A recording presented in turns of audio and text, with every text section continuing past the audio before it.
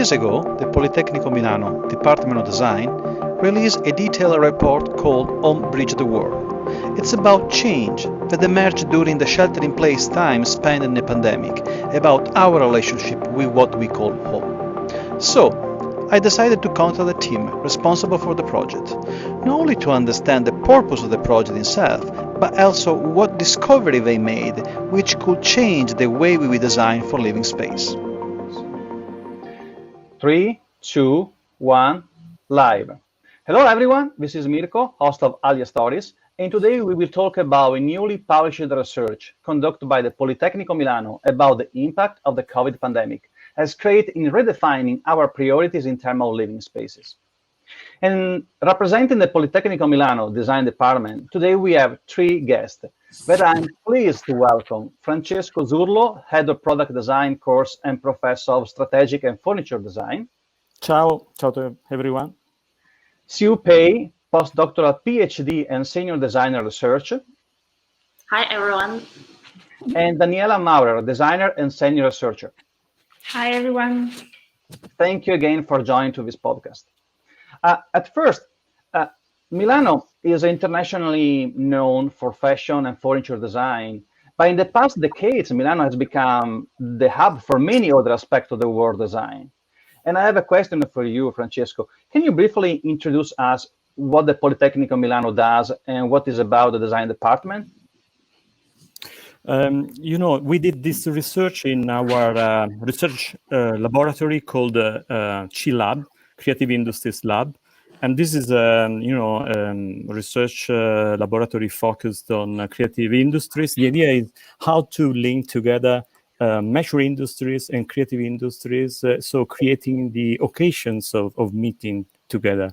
And this is very important because, Milan is, let's say, a territory where you can circulate, knowledge about design. I'm used to say that you find in Milan the highest density of creative people per square meter. And so you need to facilitate the meeting among the creative people and among the creative people and industries and other, institutions and entities in order to spread the impact of design, in order to spread, the approach, the attitude of the mindset of design. So we do research. We do a kind of action research. We usually involve creative people, industries, managers, people coming from other disciplines. We put together all these people in order to find possibilities for innovation. That's super cool. And also I already mentioned in the beginning, aside, exactly as you say, from teaching, preparing young designer and powering user for conversation around the value of design, you also run many types of research, and all from the design perspective. Why? What is the value design can provide in this kind of context in terms of research? Usually design, let's say, it's not a discipline, it's a meta-discipline. Mm-hmm. So it's quite difficult to say that we do research in a scientific way, because this is a meta-discipline. So we need to find a way to do research, and this way is, let's say, an active way. Maybe the idea of research and action is quite interesting, because you can understand that what you find when you do research, it's useful to create scenarios, so something about the future, and then starting conversation. You become like a facilitator within the community, so within the groups, and then you can provide ideas. Why? Because we own some specific talent, some specific skills as designers. And the most important one is visualization. We know how to make visible things, so how to create directions for the future. And usually other researchers coming from other fields, they used to let's say gather data about the past or maybe the present. We do this, but with this tension toward the future. This is the difference of a scientific or parascientific approach of design. And this is what you can see with the research that we have done about the domestic landscape, how the domestic landscape was influenced by the COVID-19. Well, I think it would be very useful because, especially in this kind of uncertainty in time where we live, as you say, the power to thinking about possible future and open conversation about possible future probably doesn't going to predict what is going to happen, because we know every prediction is going to be wrong, but help the people to have an idea what can happen and facing the fear now they can have for the future. And that is going to open opportunity. I think that the work you do is going to be extremely useful. But at this point, I want to go back to the specific research you ran, because you published this report called Homes Bridge the World, where you survey analyze how the pandemic we are facing today has changed our behaviors, especially in the living space and our homes. What is about? What do you discover from this kind of research? Yeah, I just start to introduce briefly this research. That this research, as we have already said, it's born in response to the pandemic, outbreak of this pandemic. And we see that every one of us is blocked at home 24 hours and 7 days almost. So we see that the home is changing according to the different behaviors that we are having at home, that we were doing different activities that were happening outside. So this research start to understand what is this emerging needs and new wants in the domestic environment. And then, as the professor said before, like where we did not finish there, we're trying to also transform this unmet needs and wants into some possible futures. So we are shaping the different scenarios that you can read in at the end. There are 7 scenarios that we're trying to present as our visions for the future of our home. And we also identified some opportunities in which the new offerings or solutions that could be created at the end. Yeah, this is great. Yeah, and if you want, I would like to add that we defined 7 main scenarios, and all of them are, of course, connected because they are all involving the domestic environment and the user behaviors in this domestic environment. But they, of course, focus on 7 different topics, among them the issues of working at home, or the issues of entertainment and well-being, and also one of the main topics that is taking the virus outside the home, so transforming the home as a shelter, or the back to hands, as we are seeing. But all of these scenarios and topics are connected also by some patterns that emerge. Particularly 3 main relevant features that are emerging and are relevant in all the 7 scenarios. We can see, for example, the need of adaptive spaces and experience in the house, the need that emerge from the users. If you think, for example, about the issues of working at house, of course, these issues is really relevant also in the personal well-being at home. If you think about the issues of having an adaptive space that can isolate, but at the same time, if you need, can connect yourself with the others that you're living with, or the others that you need to connect that are not close to you, but are in other places. So including also a digital interaction. Or another relevant features that emerge from the research, for sure, is the need of adding like a personal assistant feature from the house that can provide you support in trying to live different experiences in the domestic environment, and allowing you and enabling you in living this with others in the community that you're living with, or alone by yourself. And the third feature that emerged that is quite relevant and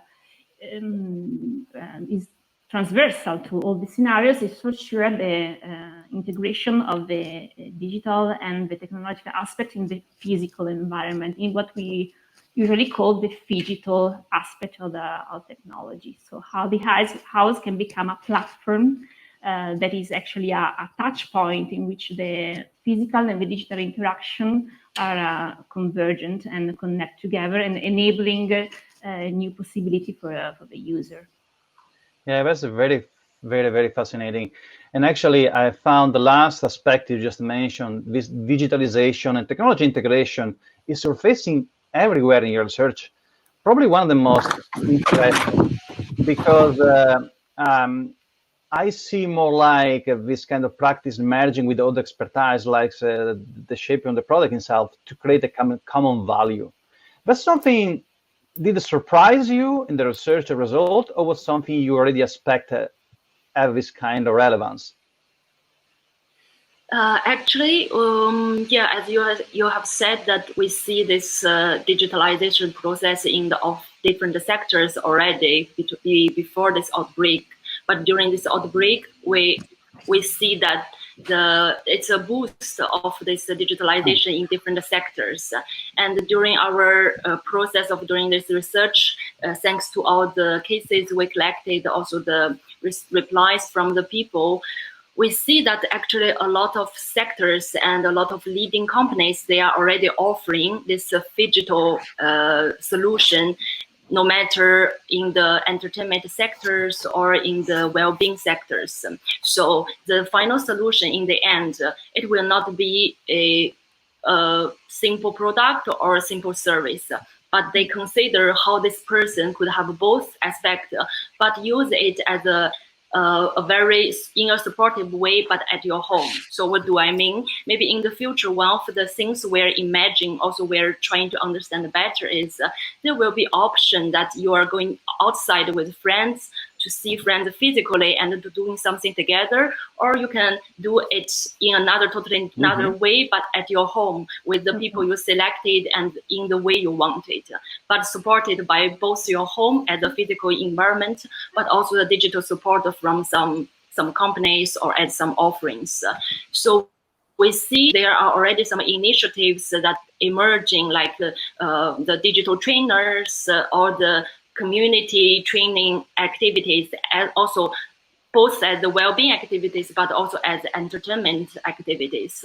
But at the same time, one thing we understand, like the technology, no matter the physical, or no matter the digital aspect or the physical product, actually they are trying to give you the possibility to build different relationships. So the technology will help you build relationships with the people you are living together physically at home, but also digitally with anyone you would like to have built the relationship outside your home or in your families with others. So this is we see some very interesting and promising directions we would like to continue to discuss with other experts, with other companies in the future.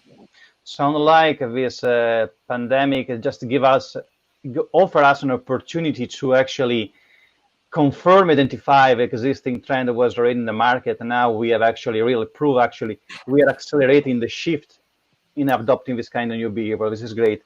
Actually, I'm very fascinated about two aspects you surface here. One, the value, the well-being, and the value of the solution give to the collectivity in terms of collaboration.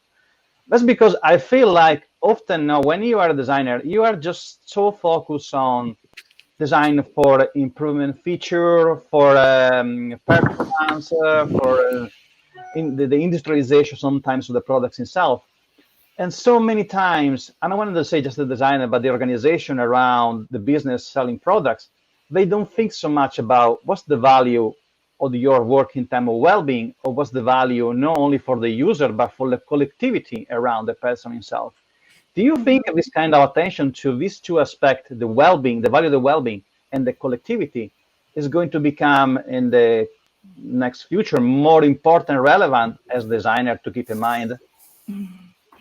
Yeah, I believe so. I believe so also because this situation that we have been through, the lockdown, for sure have demonstrated that living at home altogether means that we are living like in a community. So we have to think about the house and the domestic environment like an ecosystem done by the users, their different needs, and the context, and the features of the context in which we live, because living in a single house, independent house is different of living from a small flat in a building. So there are all these things to take under consideration in this ecosystem that need to balance all these features and all the different needs. So coming back to what designers need to think about in the next future, I believe that it's quite important to understand that even if they are providing solution for example, the single user experience, this has some relevance and effect also for the community to which we are living with. And so the house needs also to provide somehow some options in supporting these kind of activities and balancing the different needs of the user while they are doing single activities that can have effect also to the other people that they are living with. And I believe also that technology can have relevant importance in supporting these kind of situations, because technology can, as we said before, with the digital dimension, can give option and support in this kind of situation for sure, in the relationship of the single with the others. This is great. And I mean, now this document, where is it? How is available to everyone? What actually you is in the website, in your website? Tell me more.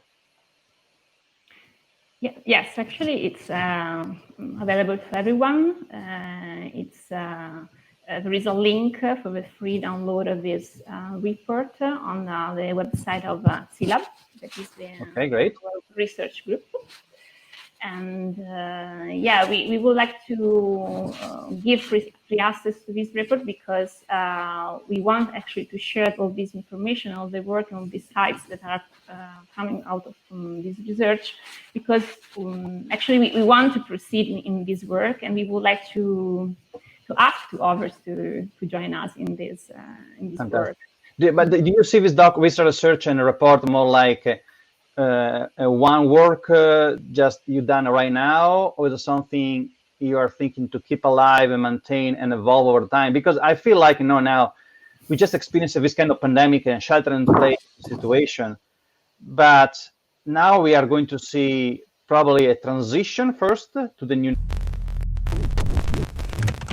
Hello. Yeah, we had some technical problem, but we back. Okay, fantastic, beautiful alive. Let me ask you the question I was asking you before. This is a kind of work you did is done right now. Was it something are you thinking to continue to evolve over time? Because now we are going to see a kind of transition, I feel, on what can be a new normality, and after is going to be kind of new normality. And I think a lot of people have in mind the same question: what is going to stay from what we adopt as new behavior? What is going to change again? Yeah, what are you thinking to do with this kind of work?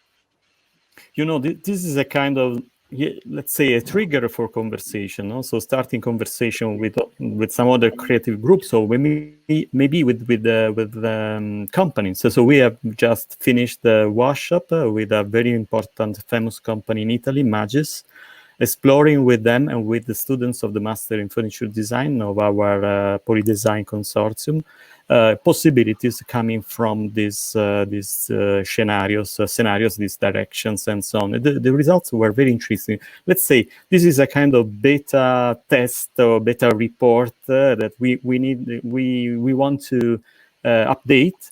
With the results of this workshop, we want to invite some other companies, some other institutions, some other schools to adopt these scenarios and to explore possibilities coming from these scenarios.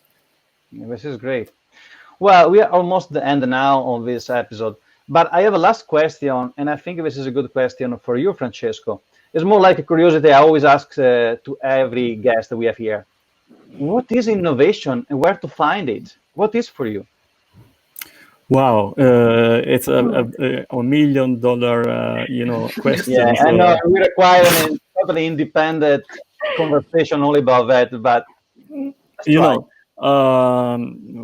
we can use different filters and different frameworks to interpret innovation. So you can say that innovation it's a way to put together different chunk of knowledge.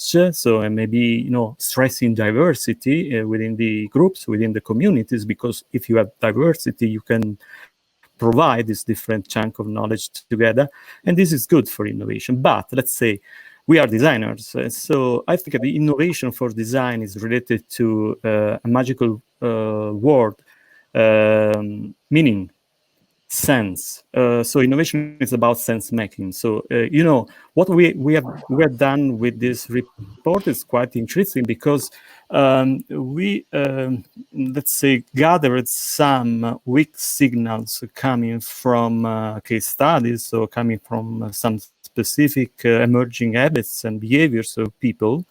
And we found a way to make sense of that specific weak signals.